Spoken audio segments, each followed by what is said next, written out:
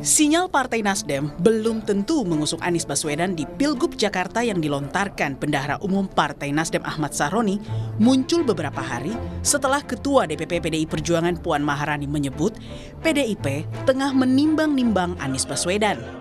Kamis lalu, Puan menyebut peluang PDIP mengusung Anies Baswedan di Pilgub Jakarta cukup besar.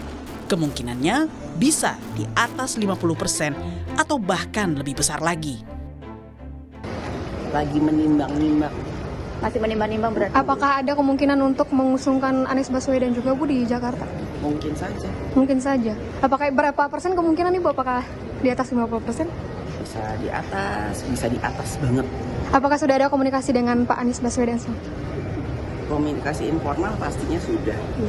Kan waktunya masih panjang sampai akhir bulan Agustus nanti. Jadi masih banyak waktu kita untuk melihat perkembangan yang ada dan dinamika politik yang masih berkembang. Di hari yang sama, Bendahara Umum Partai Nasdem Ahmad Sahroni juga melempar pernyataan soal dinamika politik Jakarta yang ditentukan oleh para dewa politik nasional. Masih sangat dinamis. Semuanya nama masih bisa dijadikan satu, siapapun. Tapi yang penting adalah dewa-dewa akan aksi untuk menentukan siapa yang akan ada di Jakarta ini. Dewa ini juga Enggak lah, kalian pokoknya sebut siapa dewa Republik ini yang dianggap dewa, itulah dia. Jadi lu nggak bisa tafsir, pokoknya dewa-dewa di Republik ini akan menentukan siapa yang akan maju di Jakarta secara final. Anies Baswedan merespons pernyataan Ahmad Sahroni soal dinamika politik Pilgub Jakarta yang arahnya ditentukan oleh dewa-dewa politik nasional. Anies berkelakar soal Dewa 19. Siap, mau ada dewa-dewa gitu ya. Apa? Kenapa? Karena ada dewa-dewa yang Pilgub Jakarta itu. Oh, nah kalau dewa-dewa saya pengen kenalan juga. Karena yang saya kenal cuma Dewa 19. Ya. Hingga kini baru Anies Baswedan, satu-satunya calon gubernur Jakarta yang didukung partai politik, namun belum oleh koalisi partai politik. Sementara poros koalisi Indonesia Maju maupun PDI Perjuangan belum putuskan siapa yang bakal diusung.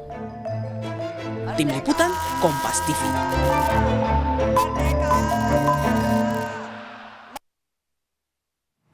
Bendahara Umum Partai Nasdem Ahmad Sahroni melempar pernyataan soal kemungkinan partainya tidak mengusung Anies Baswedan di Pilgub Jakarta.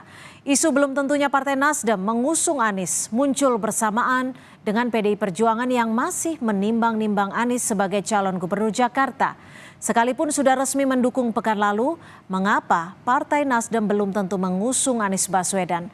Apakah ada kaitannya dengan Anies yang tengah dilirik PDI Perjuangan?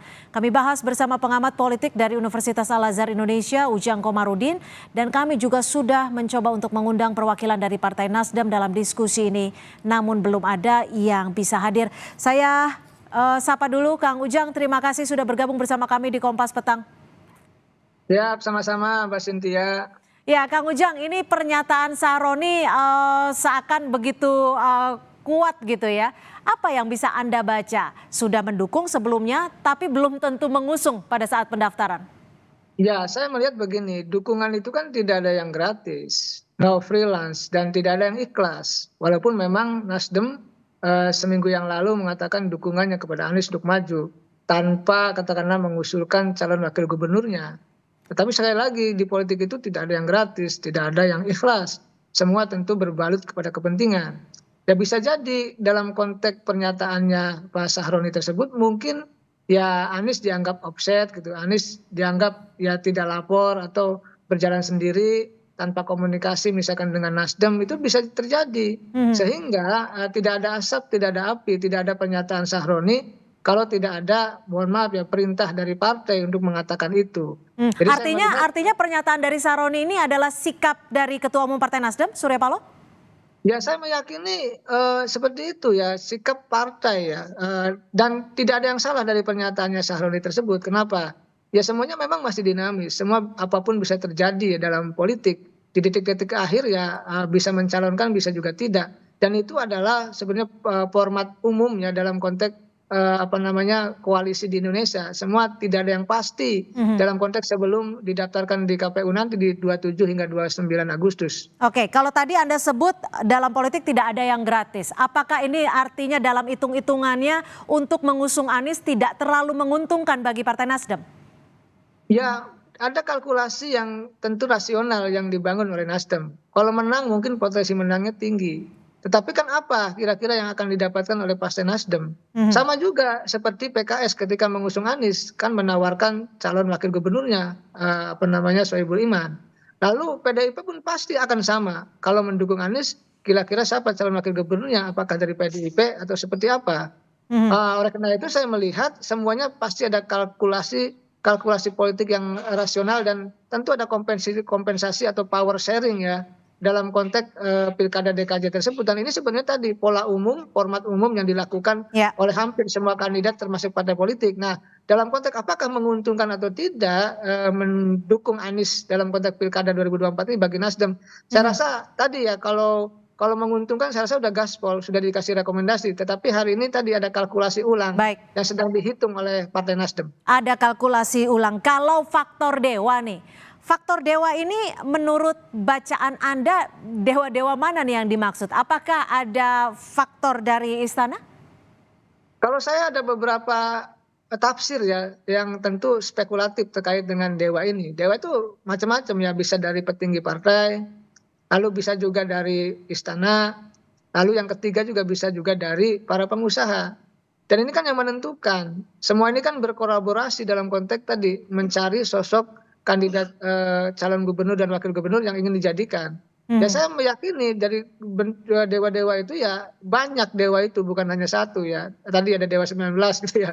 Lalu ada 9 naga dan lain sebagainya. Tapi saya melihatnya tadi dewa itu lebih ke arah kepada petinggi-petinggi partai, lalu juga kelompok kepentingan di istana dan pengusaha-pengusaha besar yang punya modal untuk bisa memenangkan kandidat tertentu. Oke, Kang Ujang, kalau Anda melihatnya nih, pernyataan dari Sahroni ini ada kaitannya tidak setelah Surya Paloh bertemu dengan Kaesang terlebih dahulu, setelahnya baru ketemu dengan Anies Baswedan? Apakah memang ada pesan yang disampaikan Kaesang sehingga ada sikap yang berubah untuk dukungan ke Anies?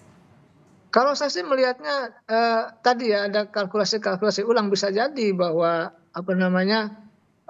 kalau saya melihatnya tidak ada. Tetapi kalau kita kaitkan gitu ya bisa jadi Kaesang kan berminat juga jadi calon wakil hanya Anies gitu. Tetapi kan Nasdem sudah berkali-kali mengatakan bahwa kelihatannya Mas Kaesang belum jodoh dengan Nasdem, belum jodoh dengan Pak Anies. Itu saya menjadi narasumber juga di Kompas TV pagi gitu ya terkait dengan pernyataan itu dari pihak Nasdem. Oleh karena itu saya melihat kalau ada hubungankah ketika pertemuan Kaesang dengan Pak Surya Paloh sebelum bertemu dengan Anies, saya melihat tidak ya, karena di situ isi dari pernyataannya yang disampaikan oleh pihak Nasdem adalah Kaesang tidak nyalon di DKJ, lalu ingin nyalon di Jawa Tengah. Dan saya sudah saya analisa berkali-kali di Kompas TV mengatakan bahwa di Jawa Tengah pun tidak akan jadi gubernur atau calon gubernur, yang ada calon wakil gubernur. Dan kenyataannya iya kan, setelah saya analisa Kaesang mendukung Ahmad Lutfi kan calon gubernur di Jawa Tengah. Jadi saya melihat seperti itu analisa saya. Oke, pernyataan Sahroni ini kan juga tak jauh berbeda dari pernyataan Mbak Puan yang menyebut ada kemungkinan 50% lebih untuk mengusung Anies. Apakah ini ada persaingan antara bos Nasdem dan juga elit PDIP soal dukungan terhadap Anies? Atau justru Anda membacanya ada konflik lama antara Paloh dan juga Bu Mega? Ya kan memang dari dulu partai ini selalu bersaing ya, selalu berkompetisi dalam konteks mendapatkan hati rakyat maupun dalam konteks pertarungan di istana gitu. Ya kompetisi itu ya masih terjadi hari ini. Ya siapa nanti yang Nasdem ya tentu pemilik Anies ya ketika Pilpres. Tapi sekarang ini kan dinamikanya berbeda. PDIP pun bisa saja mengusung dan mendukung Anies tersebut. Jadi kalau hari ini saya melihat ya tadi faktanya gitu bahwa Nasdem dengan PDIP kan terjadi kompetisi yang kuat jadi antara mereka di politik nasional. Saya sih melihat ada arah ke sana begitu. Jadi kalau Nasdem di situ ya aduh PDIP enggan, kalau PDIP di situ Nasdem juga emoh gitu kan. Ya kira-kira seperti itulah. Ini kan politik bisa dikatakan masih dinamis sampai dengan bulan November nanti. Kalau dilihat dari sikap Partai Nasdem untuk dukung dan tidak mendukung Anies, ada tarik ulur seperti itu. Ini apakah memang ada insentif yang lebih menarik untuk gabung ke pemerintahan Prabowo? Ya tentu saya melihatnya kan Nasdem sudah sangat jelas, sangat clear ya. Ketika di Kertanegara Pak Surya Paloh mendukung pemerintahan Prabowo Gibran. Sudah clear. Ya apakah tadi mengusung Anies itu sikap berbeda dengan Koalisi Indonesia Maju atau berbeda dengan pemerintah? Ya bisa jadi. Kan tadi waktunya masih sebulan lagi hingga 27-29 Agustus waktu pendaftaran. Jadi semua dalam konteks proses itu, dalam perjalanan itu, semua masih bisa berubah dalam konteks konstelasi politiknya. Jadi saya melihat ya bisa jadi bahwa ada nego-nego ulang, ada kesepakatan-kesepakatan ulang, ada deal-deal ulang terkait dengan tadi dukungan kepada Anies Baswedan itu. Ya faktanya sampai hari ini kan belum ada surat yang dikeluarkan oleh Partai Nasdem. Sehingga ya Partai Nasdem pun melalui Pak Sahroni ya bisa mengatakan tadi belum tentu mengusung Anies Baswedan. Jadi semuanya memang kalkulasinya kalkulasi rasional, tapi tadi berbasis kepada kepentingan masing-masing. Nasdem tentu mengusung, Anies harus ada untungnya. Anies pun ketika didukung Nasdem harus punya feedback gitu ya. Nah dalam konteks itu kan Nasdem pun ketika dia sudah mengusung Prabowo Gibran tentu kan harus berkomunikasi juga dengan pihak pemerintah yang tentu kita tahu pihak pemerintah juga tidak mendukung Anies Baswedan. Oke, kalau Anda melihat kansnya untuk Anies Baswedan maju di Pilgub Jakarta seperti apa? Kalau saya sih menganalisa ya, tetap saya selalu mengkategorikan atau ada indikasi-indikasi untuk bisa mengukur kans atau kemenangan kandidat. Ya sekarang begini, sebenarnya ketika Nasdem mendukung Anies udah punya tiket 20% ketika lebih ya disandingkan dengan PKS. Tetapi ketika digoyang lagi oleh Nasdem maka Anies belum punya tiket kecuali kalau PDIP bergabung. Oleh karena itu saya rasa ini lobby-lobbynya tingkat tinggi ya menjelang pendaftaran nanti dan semuanya bisa terjadi apapun. Anies bisa berlabuh juga bisa tidak. Tadi tergantung dari kesepakatan dewa-dewa di atas dalam konteks apakah Anies bisa maju atau tidak. Saya rasa ada juga kesepakatan itu. Tetapi kita berharap bahwa siapapun yang potensial ya mesti didukung begitu siapapun itu gitu.